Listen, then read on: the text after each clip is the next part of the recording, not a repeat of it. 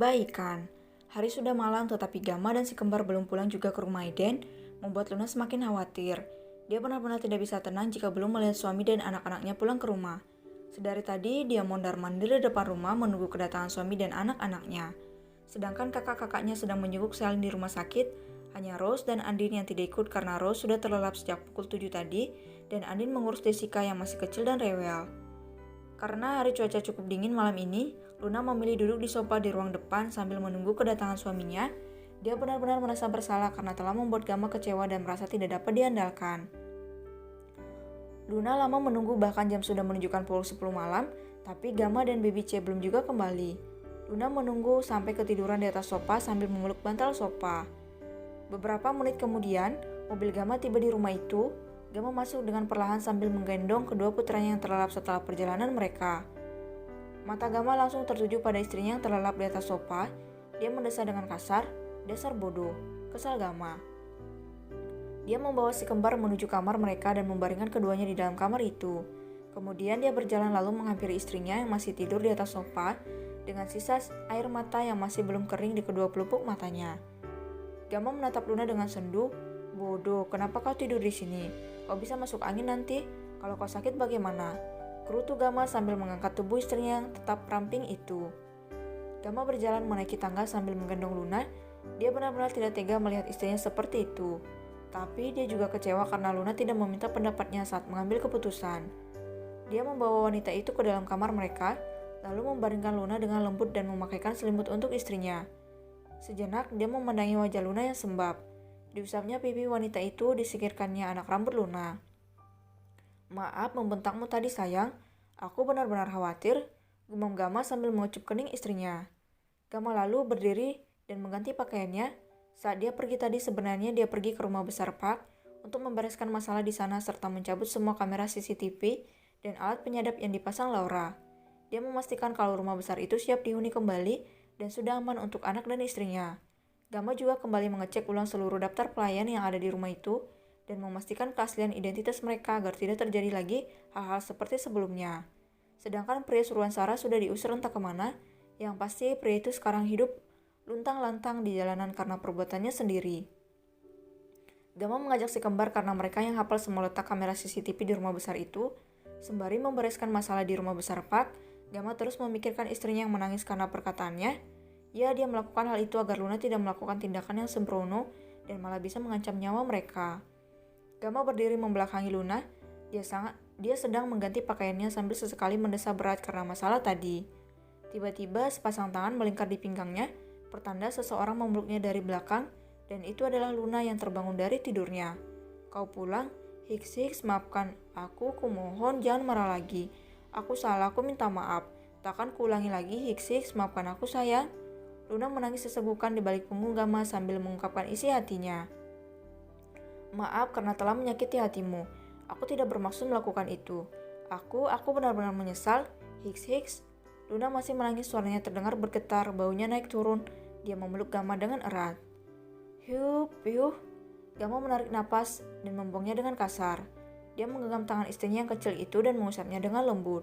Kemudian Gama berbalik dan mengubah posisi mereka. Dia memeluk Luna dari depan. "Maaf karena membentakmu tadi. Aku benar-benar khawatir sayang. Aku tidak akan bisa terima kalau terjadi apa-apa pada dirimu dan anak-anak. Aku benar-benar khawatir," ucap Gama lembut sambil menangkupkan kedua tangannya di wajah Luna. "Aku tidak bisa kehilangan salah satu dari kalian. Lebih baik aku yang mati dahulu daripada harus kehilangan salah satu dari kalian." "Aku tidak akan bisa sayang," ucap Gama sambil mengusap air mata istrinya dengan lembut. "Maafkan aku salah. Aku tak akan mengulanginya, maaf," ucap Luna dengan suara bergetar. Gama kembali memeluk Luna, dia menepuk-nepuk punggung wanita itu dengan lembut. "Iya, aku paham. Maaf juga karena membentakmu tadi. Jangan menangis lagi. Aku tak tahan melihatmu seperti ini," ucap Gama. "Dan kumohon selalu andalkan aku. Aku suamimu, sayang. Aku benar-benar ingin menjalankan peran itu dengan baik. Aku benar-benar ingin melindungi kalian. Jadi please, honey, jangan biarkan dirimu dalam bahaya seperti tadi ya," ucap Gama dengan nada memohon. Luna mengangguk pelan sambil menatap suaminya. Gama tersenyum lembut seketika membuat hati Luna tenang dan nyaman. Sebuah senyuman yang sangat ditunggu oleh Luna. Dia juga ikut tersenyum sambil menatap suaminya. "Nah, kalau senyum begini kan cantik. Jangan nangis lagi ya sayang, aku mencintaimu, aku benar-benar sangat mencintaimu, ucap Gama. Aku juga sangat mencintaimu. Jadi jangan pernah pergi meninggalkanku seperti tadi, aku benar-benar khawatir, ucap Luna yang mengalungkan tangannya di leher suaminya. Tak akan, aku janji, ucap Gama sambil mengecup bibir mungil istrinya. Cup, cup. Berawal dari sebuah kecupan manis berujung menjadi malam yang panas dan panjang, penuh dengan peluh. Kalau kata Mika dan Aiden, mendaki gunung, melewati lembah, memasuki gua dan mendaki tebing, hingga beberapa kali membuat balon-balon cinta mengudara ke atas langit malam ini. Sementara itu yang lainnya sudah pulang ke rumah setelah dari rumah sakit. Bima tetap di rumah sakit dan mendampingi istrinya dengan penjagaan ketat dari pengawal. Panya yang hamil muda mengalami mual dan muntah yang cukup parah, membuat Alex sampai was-was seperti saat ini. Panya terus bolak-balik kamar mandi karena perutnya terasa dikocok. Alex dengan setia mengawasi istrinya, bahkan dengan sangat hati-hati membantu istrinya berjalan. Kau pucat sekali, bagaimana ini? Jack, bisa-bisanya dokter kandungan itu mengatakan kalau ini hal yang wajar, kau sangat lemah. Aku membenci hal itu, benar-benar dokter bodoh, ucap Alex yang malah mengumpati dokter kandungan yang memeriksa istrinya tadi. Kau ini ada-ada saja sayang. Dia benar, ini hal yang wajar dialami ibu hamil, dan mungkin selama 2 bulan ke depan akan terus seperti ini, jadi jangan terlalu panik, ucapannya yang malah tertawa melihat kepanikan suaminya. Apa 2 bulan lagi? Pekik Alex yang benar-benar tidak tega kalau istrinya harus mual dan muntah seperti itu. Astaga, kenapa selama itu? Apa tidak bisa dipercepat sayang? Aku tidak tega melihatmu menderita seperti itu, ucap Alex sambil mengusap perut istrinya yang masih rata itu. Tentu tidak sayang, lagi pula itu suka dukanya. Kita akan menantikan kelahiran bayi kita dan akan menjadi momen berharga yang kita ingat seumur hidup kita, ucapannya sambil membelai lembut wajah suaminya. Ya, kau benar sayang. Kuharap dia tumbuh dengan sehat di sini, ucap Alex sambil mengusap perut istrinya dengan lembut. Anak papa sehat-sehat ya sayang ya, jangan bikin mama sakit loh, ucap Alex. Namun tiba-tiba Alex merasakan sesuatu yang sangat tidak enak di perutnya, bagaikan diaduk-aduk membuat dirinya mual. Alex melompat dari atas kasur dan berlari ke kamar mandi. Dia malah muntah-muntah di sana membuat Panya khawatir, namun seketika dia tersenyum geli karena suaminya mengalami sindrom simpatik yang bisa terjadi karena sang papa dari Jepang bayi terlarut dengan kondisi istrinya bahkan khawatir secara berlebihan. Kenapa aku tiba-tiba mual ya? Apa jangan-jangan? Ucap Alex sambil menatap Panya wanita itu mengangguk. Aku hamil? Tidak, teriak Alex yang dikira Panya paham dengan apa yang terjadi pada dirinya. Panya tertawa terbahak-bahak mendengar ucapan suaminya, serta cara suaminya melihat perutnya sendiri berpikir kalau dia sedang hamil juga. Hahaha, ada-ada saja kau, ucap Panya.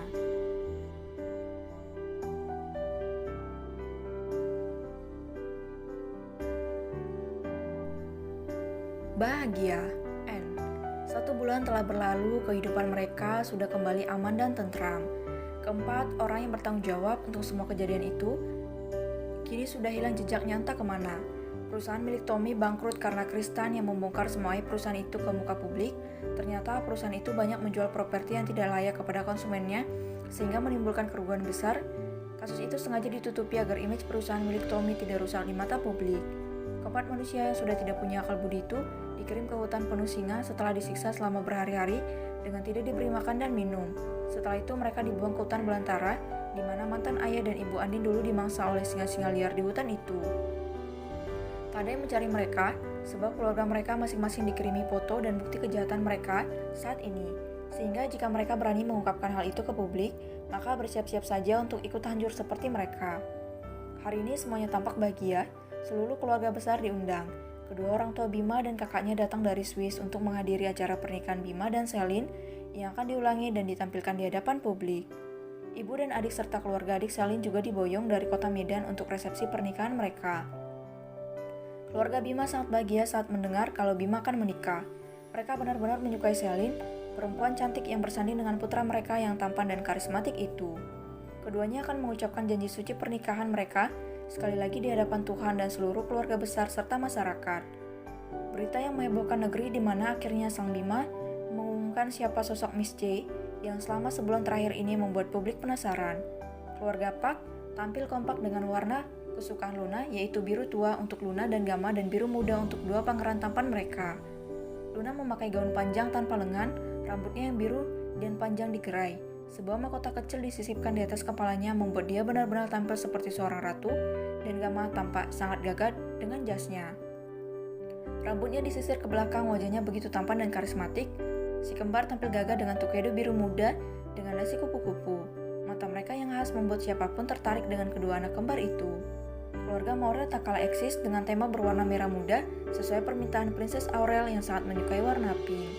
Mika memakai gaun dengan tali tipis dengan sebuah selendang putih di tangannya, membuat penampilannya begitu elegan. Rambutnya disanggul ke belakang membuat penampilannya begitu cantik. Aiden tak kalah menarik dengan setelan jas bernuansa pink yang membuatnya tetap maco meski memakai warna Hello Kitty. Dia benar-benar serasi dengan istrinya Mika, pantas saja gelar pria tertampan tidak lepas dari dirinya. Baby Aurel tampil cantik dengan gaun pinknya. Keluarga Ken tampak keren dengan tampilan trendy.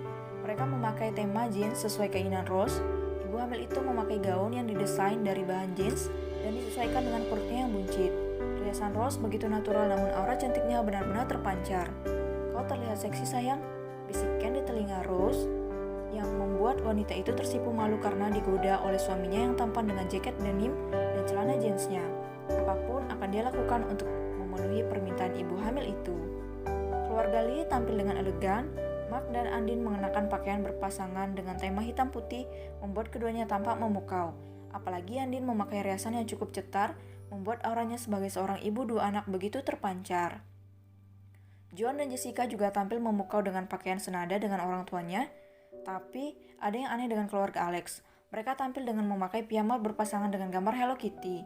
Sepertinya Panya mengidam dan Alex dengan senang hati memenuhinya. Meski mereka menjadi sorotan para tamu undangan, tapi tak apalah, demi anak istri, Alex akan melakukan apa saja untuk mereka. Bima sendiri sudah memendekkan rambutnya. Dia benar-benar tampan dengan penampilan barunya. Berdiri di depan altar menunggu sang penakluk hati berjalan menuju altar. Dia tampak gagah dengan tuxedo hitam dan dasi kupu-kupunya. Kini waktunya sang pengantin perempuan dibawa naik menuju altar. Ayah Bima alias Tuan Satria Beckham yang menuntun menantunya naik ke atas altar dan menyerahkannya pada Bima. "You look so beautiful, dear. I hope you are very happy with that naughty man," ucap mertua Celine. Celine tersenyum menanggapi ucapan papa mertuanya. "He always makes me happy, and I love him so much, Dad," ucap Celine dengan senyuman bahagia di wajahnya. Mereka berjalan menuju altar. Bima menatap ke arah istrinya yang tampil cantik dengan balutan gaun mewah berwarna putih. Jantung Bima berdegup dengan kencang. Dia benar-benar bahagia saat ini. Dia bahkan sampai menangis melihat kedatangan Celine bersama sang Daddy. "Hey bro, jangan menangis. Kamu merusak citra pria tampan," bisik Aiden yang berdiri dekat dengannya. Bima terkekeh, dia tidak bisa menahan tangisnya. Dia benar-benar bahagia. Akhirnya kisah cintanya mempunyai babak baru bersama seorang wanita yang benar-benar berharga bagi dirinya. "Dia benar-benar seorang malaikat yang Tuhan kirimkan untukku. Aku bahagia," ucap Bima. Dia menangis. Apa dia sebahagia itu? Batin Celine menatap suaminya yang penuh dengan haru. "Lihat, dia sangat cengeng. Apa kau yakin ingin menikah dengan bocah tengil itu?" goda papa mertua Celine. "Hehe, toh kami sudah menikah, Daddy," balas Celine sambil terkekeh. Tuan Satria menyerahkan tangan Celine pada Bima, putra semata wayangnya yang kini akan memimpin sebuah keluarga.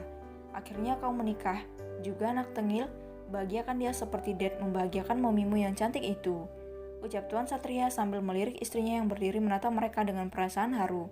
"Tentu, Dad, aku akan membahagiakan wanitaku," ucap Bima.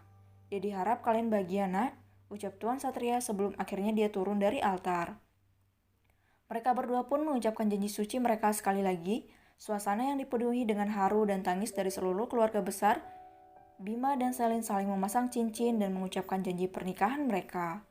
"Aku Bima Satria berjanji seumur hidupku akan menjadi kepala keluarga, seorang suami, sahabat, ayah, kakak, saudara bagimu, Celine Pradipta. Aku berjanji menjadi suami yang akan selalu menjagamu, menjadi tempat untukmu bersandar, menjadi tempat untukmu bahagia. Aku tidak akan pernah melepaskanmu, Celine, seumur hidupku, meski jalan yang akan kita lalui ke depannya akan sulit. Aku ingin kita menjalaninya bersama-sama dalam bahtera rumah tangga. Aku benar-benar mencintaimu, sayang," ucap Bima sambil menatap istrinya dan menggenggam tangan Celine. Matanya sudah berkaca-kaca hampir saja kebanjiran. Pokoknya begitulah. Mom, anakmu udah nikah," seru Bima sambil menatap mominya yang tersenyum bahagia sambil mengusap air matanya. Di sampingnya ada Daddy Bima yang memeluk istrinya. "Aku Celine Pradipta, Berjanji akan selalu setia padamu Bima Satria, seorang satria yang Tuhan kirimkan bagiku di saat aku berada di titik terendah dalam hidupku. Aku berjanji akan menjalani pernikahan ini hingga maut memisahkan kita. Hiks hiks. Salin berhenti melanjutkan kata-katanya. Dia menangis haru. Bima tersenyum sambil menatap istrinya. Maaf, aku benar-benar bahagia bertemu dengan pria aneh ini. Hiks hiks. Ucap Salin yang malah mengundang gelak tawa dari para tamu undangan. Aku akan menjadi rumah untukmu pulang. Aku akan menjadi tempatmu bersandar saat kau berada dalam titik terendah dalam hidupmu. Aku akan menjadi seorang istri sekaligus sahabat bagimu. Karena tak mungkin aku menggantikan sosok mami dan kakak ipar, bukan? Hehe, aku janji akan selalu mencintaimu, Hani. Ucap Salin. Bima tersenyum, dia mengucup bibir istrinya tepat setelah janji itu diucapkan. Prok, prok. Suara tepuk tangan terdengar meriah dari antara seluruh tamu undangan. Mereka semua bertepuk tangan dengan meriah. Acara pun dilanjutkan ke sesi pelemparan buket bunga. Salin dan Bima memegang buket bunga itu sambil berdiri membelakangi tamu undangan yang sudah berdiri di belakang kedua mempelai, tentu saja para lajang. 1, 2, 3, syut. Buket bunga itu melambung tinggi dan sangat jauh hingga tap. Seorang pria tampan yang menggandeng tangan seorang gadis cantik dan anggun tanpa sengaja menangkap buket bunga pernikahan itu membuat mereka berdua saling menatap. Perdi, Ana, seru mereka saat melihat kedua sejoli yang tengah sibuk-sibuknya menata karir itu baru tiba sekarang setelah acara pemberkatan selesai. Mereka baru mendarat setelah penerbangan dari London ke Indonesia dan langsung bergegas ke acara pernikahan Bima. Dan entah takdir apa yang menunggu mereka, Perdi menangkap buket bunga itu bersama dengan Ana. Astaga, kalian melamparnya kejauhan, ucap Perdi. Itu tandanya kau harus segera menikah, Per, ucap mereka sambil tertawa. Aku masih menunggu seseorang siap, ucap Perdi sambil melirik Ana yang tampil dengan begitu cantik. Ana hanya tersipu malu sambil menatap mereka semua dengan senyuman manisnya. Lagi pula umurku masih muda, kalian sudah tua, iya kan, kakak-kakakku sekalian, ucap Perdi sambil tersenyum. Mereka semua tertawa bahagia. Pernikahan adalah sebuah pilihan hidup di mana kita akan memulai babak baru dalam hidup kita. Babak di mana kita harus saling mengerti, saling menerima, saling mendukung, dan saling dalam berbagai hal. Pernikahan adalah sebuah komitmen yang harus dibawa sampai akhir hayat. Mereka semua bahagia dengan cara mereka masing-masing. Kisah mereka tidak berhenti sampai di sini, masih banyak drama kehidupan yang akan mereka lewati, begitu juga dengan kita. Inilah awal perjalanan hidup mereka sebagai sebuah keluarga bahagia, satu kesatuan melewati rintangan bersama dan bahagia bersama. Terima kasih sudah bersama author dari awal sampai akhir. Author harap kalian juga bahagia dengan pernikahan kalian. Bagi yang sudah menikah, bagi yang sudah dikarunia momongan, selalu bahagia dan rawat mereka dengan baik. Bagi yang belum dikarunia momongan, tetap berusaha dan minta pada Tuhan. Niscaya jika dengan hati yang tulus kita meminta, Dia akan memberikannya pada kita.